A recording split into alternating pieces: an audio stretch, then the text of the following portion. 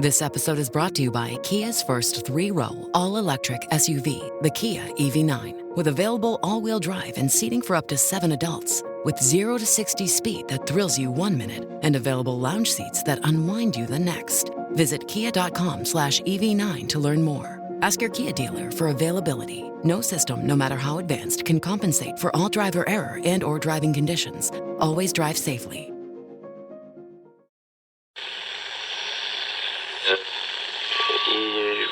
Empire.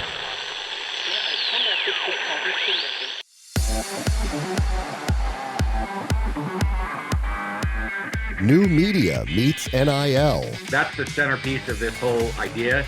We will be selling, we already are selling corporate sponsorship, where a corporation can sponsor an individual athlete, sponsor an individual team. That's Derek Mattsson, CEO and co-founder of For the Win 360, a new platform helping the University of Utah and soon to be other schools leverage content for the purpose of securing sponsorship. This is the Future Sport Podcast. I'm Bram Weinstein.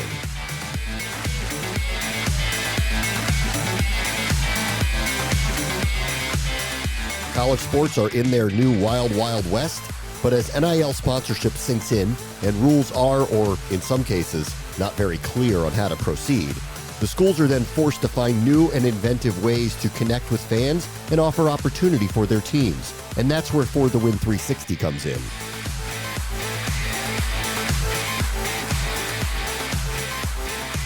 Our guest this week is Derek Mattsson. He's the co-founder and the CEO of For the Win 360, which is helping universities' NIL programs, creating a central hub for fans. And they've started with the University of Utah. Hi, Derek. How are you? Hey, how are you? All right. Tell me a little bit about what you are trying to build in this new landscape of NIL. We're trying to create kind of the centerpiece for the ultimate fan experience for a university. And as you said, we started with the University of Utah.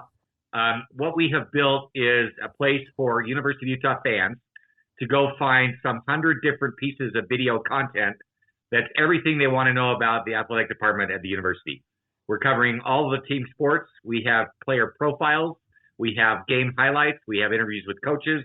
We have a lot of behind-the-scenes material that's really designed for the super fan to know everything that's going on with their university. So are you working directly with the university? Are you funded by the university? Are you a separate entity? We are a separate entity, privately funded, but we are heavily working with the university. They are our customer. We provide the app for them. Of all the content I mentioned that's on the app, about 30% of it is created by the university. We simply stream it through our app.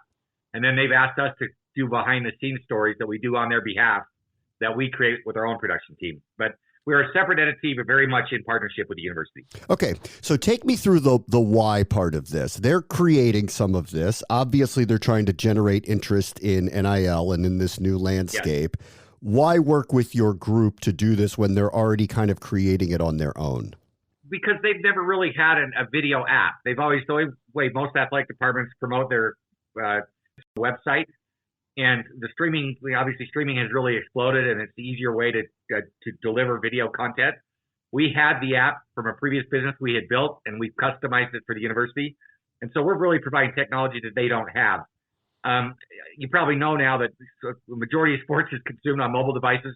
When they're not watching the big game on the big screen, mobile is where people follow sports. Yeah. And so the app really allows them to do that, where they can log in instantly and get all kinds of instant update. Yeah.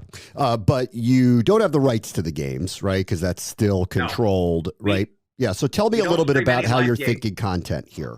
Okay. We basically are kind of the experience before, during, and after the game.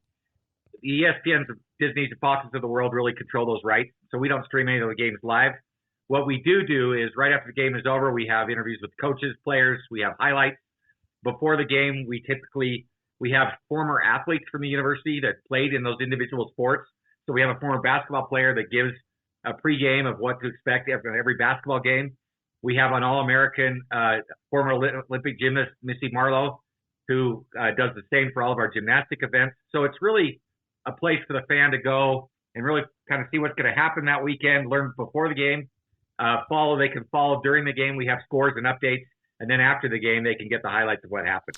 So it's really everything but the live stream. Yeah. And then obviously, this is to generate interest engagement, and eventually raise money through sponsorship that then filters back to players, correct? Can you kind of just talk about how this is all, how you're thinking through this working, how the university is thinking through this working? Well, as you know, NIL is very big right now, and there's a big arms race on between all the universities to figure out how to fund paying for their athletes or recruiting athletes. And so that's the centerpiece of this whole idea. We will be selling, we already are selling corporate sponsorships, where a corporation can sponsor an individual athlete, can sponsor an individual team, can sponsor various video content, and all the proceeds from that advertising or corporate sponsorships will be funneled back to the NIL for use to support players. One of the biggest things the players really, obviously with NIL, the three biggest things they're looking for is housing, transportation, and their education, their scholarship. When we launched this, I don't know if you heard, but we provided trucks for the entire University of Utah football team. That was our first big event. And through this app, as we raise more and more money, we're hoping to really broaden that to not only football, to every team sport and every athlete at the university. You got every player on the team a truck? Yes, a Dodge 1500 Laredo truck. We did this at the start of the season back in September through the program. It was the biggest NIL deal ever done for an entire team and every player. Okay.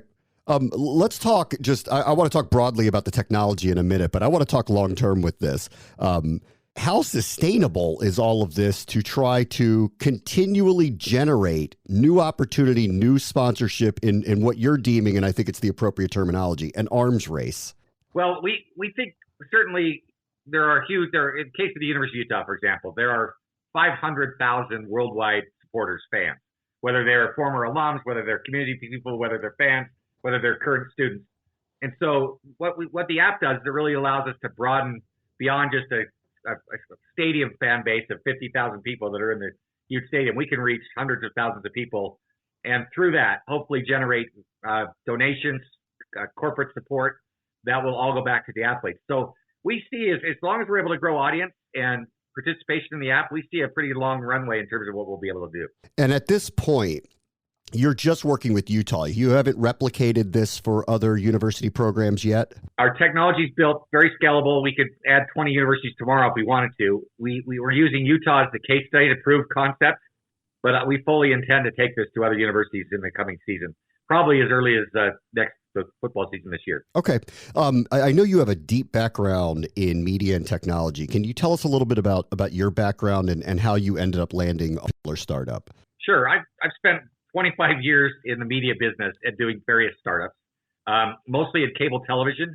And so my first startup was a company called vehix.com, which was a big online automotive buying site. We became the 5th largest online automotive buying site in the country.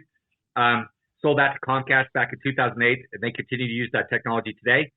I then went on to build a company that was all about programmatic media buying called Place Media, and that allowed you to buy television with very targeted audiences through software.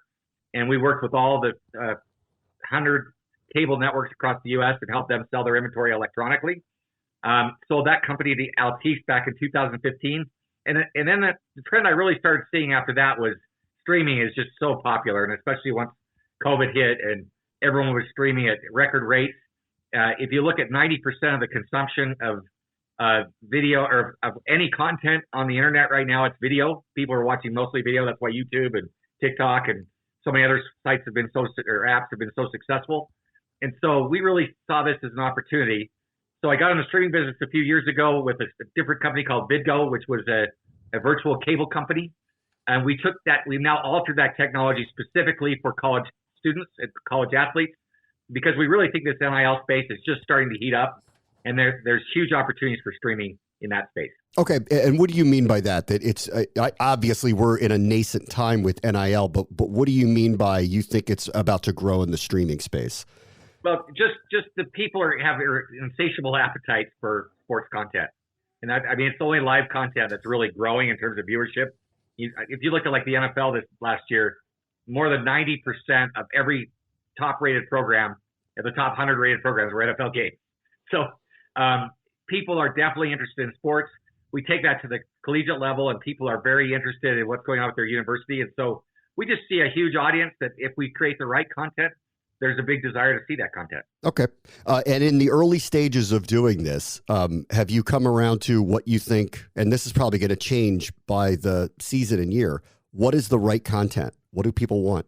That's really been an interesting question because they can go to ESPN or any other site to get some scores and highlights. And so we have some of that, but what we found that really interests them is behind the scenes stuff. It's learning about the background story of an individual player, how they grew up, the challenges they faced. It's following the equipment team as they take the entire football team on a road game, all the preparation that goes into that.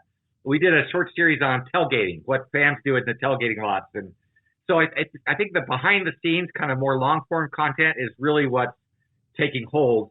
We also have found that people are very interested in chalk talks and coaches shows where the coach is streaming what's happening in the games this week on the app. It's just the ability to access stuff they wouldn't get anywhere else. That's the most successful content we're getting. Future Sport is a presentation of Empire Media, a B2B and B2C podcast and digital company dedicated to making your business or brand be heard. Internal or external content creation that will have a lasting impact on your strategy, consulting, creation, and production, all to help you effectively communicate your message in any marketplace. Learn more at empiremedia.com, A-M-P-I-R-E media.com. Let's continue our conversation with the CEO and co-founder for the Win 360, Derek Mattsson. All right. How involved are the players with you? What kind of cooperation are you getting from them as you try to create all this content on behalf of yourself and obviously the university itself? The players are very excited because it gives them an opportunity to promote their own image and likeness. Inside the app, we have player profiles. That's basically a 3-minute video and to get to know every single player individually.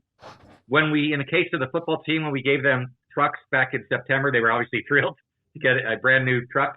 And as part of that NIL engagement, they are obligated to do some work with us to help build NIL awareness. And so they've been very cooperative. We for example, this week we are shooting 3 different videos with 3 sets of players from gymnastics, basketball, and football, all talking about what's happening in their sports. So it's really been fun to get to know the players well, and they've really embraced this because what we have will go right back to the players in terms of NIL contribution. Okay, and I obviously don't expect you to be specific about this, but the goal is to raise all this money on behalf of building out the players' possibilities and sponsorship.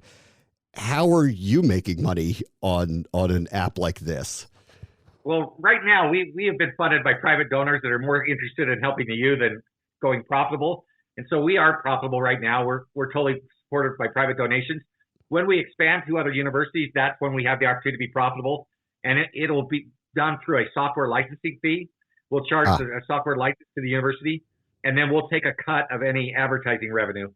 But still, our whole mission is really to help the athletes and the universities raise money. We'll just provide the technology. It's interesting, too. You talked about media coverage in general. There does feel like there is a major void here. What is interesting is this kind of dichotomy of there is a tremendous amount of interest in sports. That is unquestioned. At the same time, legacy media corporations, local media corporations, newspapers are dumping sports resources constantly. So there is this giant hole that has been created that it seems like you're seeing a vacuum for. You're dead on. We really see this as a hyper-local sports strategy where we're getting into a local market, talking to players, coaches, fans, and picking up where broadcast television may have left off 20 years ago, but even going more in depth and doing it in a new medium, which is streaming through an app, which is where most of the young people under 30 are really spending their time. So we think there's a real marketplace, a real opportunity, and it's really fun to bring local sports back to the fans. And let's talk about where your subscribers are. Where are you trying to reach them? Is it specifically through the app, or are you trying to create content that lives on YouTube, TikTok, Facebook, Twitter, wherever it may be? We post some of our highlight content on social media just to make people aware of it, but our primary objective is to get people to go to the app. And it's free. They download it in either an Android or Apple store. Over time, we may move to a subscription model, but right now we want it to be free to everybody. And you just go there and download it, and that's how you access it. We do provide highlight videos of the athletes on social media to create awareness of the app, but most, of the 1,000 pieces of content, less than 10% of it resides anywhere else. Okay. And tell me a little bit about the technology. So obviously you're heavily invested in what you've built here. What do you think is the difference maker in what you're building in terms of technology for the consumer? Well, first of all, we have a very robust platform that through various iterations over the last 7 years has been built to handle massive amounts of streaming. We can handle unlimited amount of content. We can live stream like press conferences. We can handle different media from any kind of source in a matter of seconds. We can put it into the app. So we're very pleased with that. But I think the bigger part is it's been custom built for universities. So we have a very custom built back end, our content management system, where in a matter of seconds, someone can find 10 different videos, organize it, tag it, upload it into the system, and it goes live in a matter of seconds. So really what it does is it allows you to put a ton of content in one place, make it very easy to access and find, and it plays back in any kind of format, whether you're on a big TV, whether you're on your phone, whether you have a good high quality internet connection or a slow internet connection. Our video adapts based on your connectivity. So it's really a one-stop shop for any kind of streaming media related to your university. That's the highlight. And when you say custom built, what's interesting about it is, and I think you may find this around the country, different fan bases may be interested in different things, right? That each fan base of each school might have a different level of interest in the types of content. And you might be surprised by that. Well, yeah, I'll give you an example. The University of Nebraska, right now they're getting more interest in their volleyball team than men's football, which is pretty surprising. Volleyball's got crazy there. And so certain sports will have every university will have different sports they want to promote or different activities based on the fan base and what they're interested in. Yeah, I'll tell you a quick story, actually. My first job in media was in Hastings, Nebraska, and we covered the University of Nebraska at the me.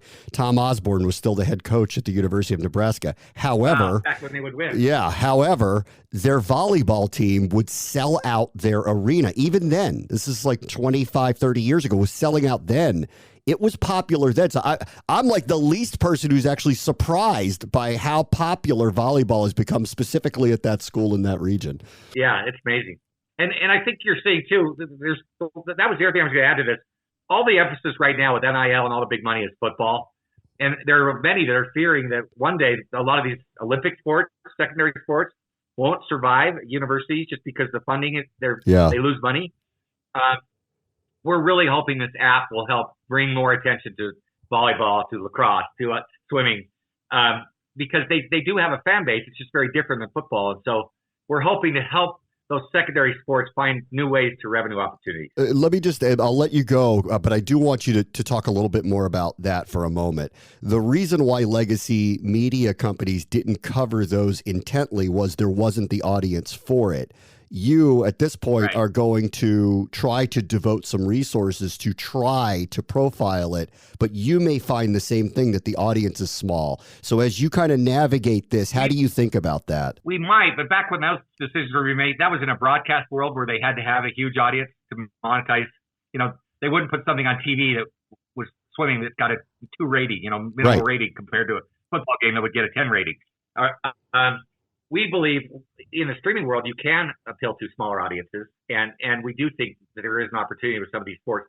Plus, some of these sports, like you mentioned with volleyball, lacrosse is incredibly popular. There are certain sports that there's huge demand for, especially depending on the school. Derek Mattsson is the co-founder and the CEO of For the Win 360. Thank you so much for joining us. Thanks for your time. That will do it for this episode. As always, the future is now. This is the Future Sport Podcast. I'm Bram Weinstein.